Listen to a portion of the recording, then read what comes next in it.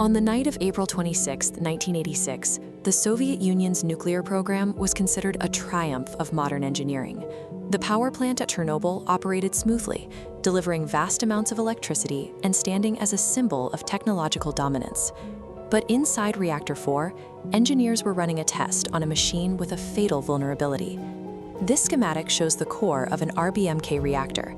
To control the nuclear reaction, operators use control rods, but these specific rods had graphite tips. When inserted, instead of immediately slowing the reaction down, they briefly caused a massive spike in power, creating a hidden built-in trap. During a routine safety check, operators let the reactor's power drop far too low. Trying to recover, they pulled nearly all the control rods completely out. The core became highly unstable. When they finally realized the danger and hit the emergency shutdown, all those graphite-tipped rods entered the core at once. Urgent.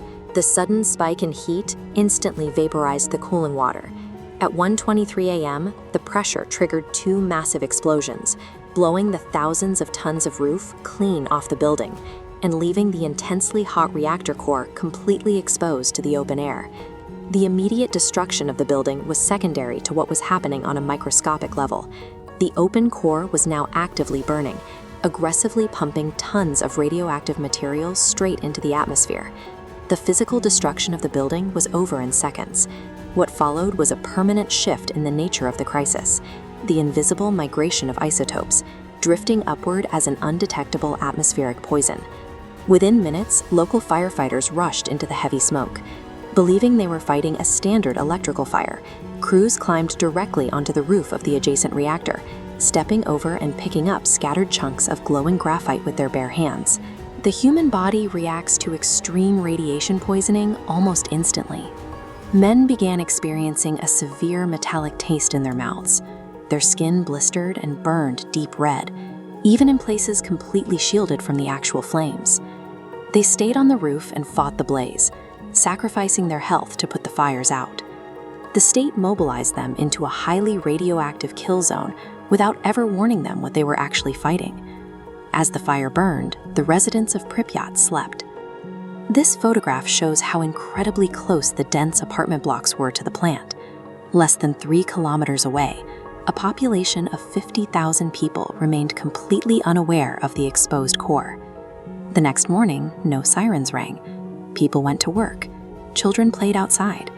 Some families even gathered on local railway bridges to get a better view of the strange, colorful fire burning in the distance, absorbing lethal doses of radiation with every breath. It took 36 hours for the government to act. When thousands of buses finally rolled into the streets, loudspeakers instructed citizens to pack lightly, telling them they would only be relocated for a few days.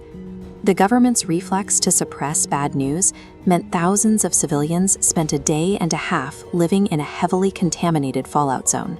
By the time they boarded those buses, the damage to their bodies was already done. You can't contain the wind. This map tracks the invisible plume of radiation drifting silently across national borders.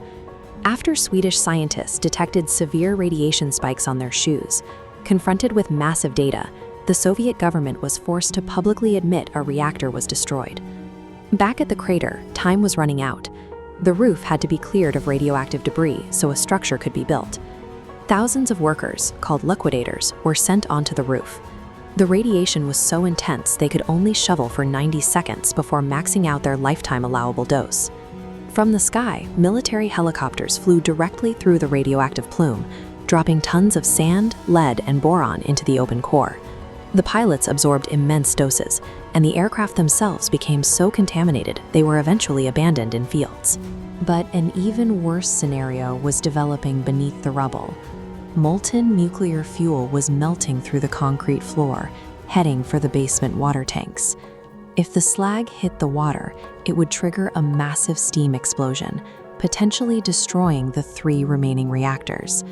3 plant workers volunteered to wade through flooded, pitch-black corridors in radioactive water to manually find and open the drain valves.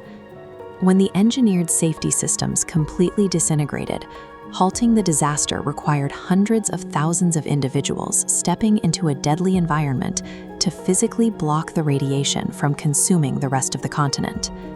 To trap the remaining nuclear fuel, crews worked relentlessly to construct a massive steel and concrete enclosure over the ruins of Reactor 4. Known as the sarcophagus, it was a rapid, temporary tomb meant to buy the world some time. The 50,000 residents who packed lightly never went home. Pripyat was permanently evacuated. Over the ensuing decades, the empty streets and apartment blocks were quietly reclaimed by the surrounding forest, leaving a city frozen in time. The health effects echoed for decades. Across Ukraine and Belarus, rates of thyroid cancer surged, primarily affecting people who were children at the time of the fallout. And as this digital Geiger counter shows, the soil and the decaying buildings inside the exclusion zone still emit elevated, dangerous levels of radiation today. Because the disaster scale was only revealed by external sensors, the incident broke the precedent of nuclear secrecy. In the years following, every remaining RBMK reactor underwent specific hardware modifications to eliminate the power surge flaw, and for the first time, nations agreed to open their plants to international safety inspections to ensure transparency. The ruins of Chernobyl offer a very specific warning. When technical design flaws are compounded by human error and then buried by a government prioritizing its own image over the truth, the resulting damage creates a permanent, silent exclusion zone, a contaminated wasteland that outlasts the very nation that built it.